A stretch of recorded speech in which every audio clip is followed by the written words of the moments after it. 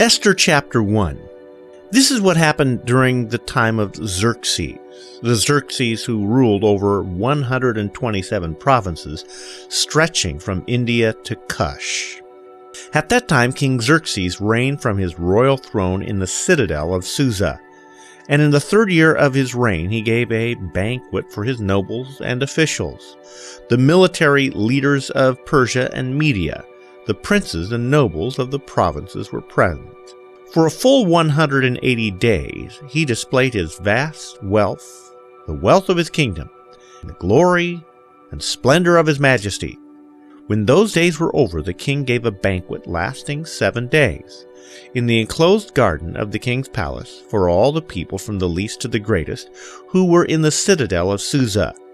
The garden had hangings of white and blue linen, fastened with cords of white linen and purple material to silver rings on marble pillars. There were couches of gold and silver on a mosaic pavement of porphyry, marble, mother of pearl, and other costly stones.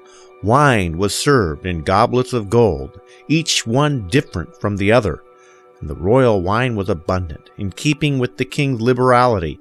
By the king's command, each guest was allowed to drink in his own way, for the king instructed all the wine stewards to serve each man what he wished. Queen Vashti also gave a banquet for the women in the royal palace of King Xerxes. On the 7th day, when King Xerxes was in high spirits from wine, he commanded the 7 eunuchs who served him, Mehuman, Biztha, Harbona, Bigtha, Abagatha, Zethar, and Carcass, to bring before him Queen Vashti wearing her royal crown, in order to display her beauty to the people and nobles, for she was lovely to look at. But when the attendants delivered the king's command, Queen Vashti refused to come.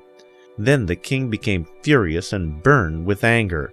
Since it was customary for the king to consult experts in matters of law and justice, he spoke with the wise men who understood the times and were closest to the king: Karshena, Shethar, Admatha, Tarshish, Meres, Marsena, and Memucan, the 7 nobles of Persia and Media who had special access to the king and who were the highest in the kingdom. According to the law, what must be done to Queen Vashti, he asked. She has not obeyed the command of King Xerxes that the eunuchs have taken to her. Then Memucan replied in the presence of the king and the nobles, Queen Vashti has done wrong, not only against the king, but also against all the nobles and peoples of all the provinces of King Xerxes. For the queen's conduct will become known to all the women, so they will despise their husbands and say, King Xerxes commanded Queen Vashti to be brought before him, and she would not come. This very day, the Persian and Median women of the nobility who have heard about the queen's conduct will respond to all the king's nobles in the same way. There will be no end of disrespect and discord. Therefore, if it pleases the king, let him issue a royal decree, and let it be written in the laws of Persia and Media, which cannot be repealed, that Vashti is never again to enter the presence of King Xerxes. Also let the king give her royal position to someone else who is better than she.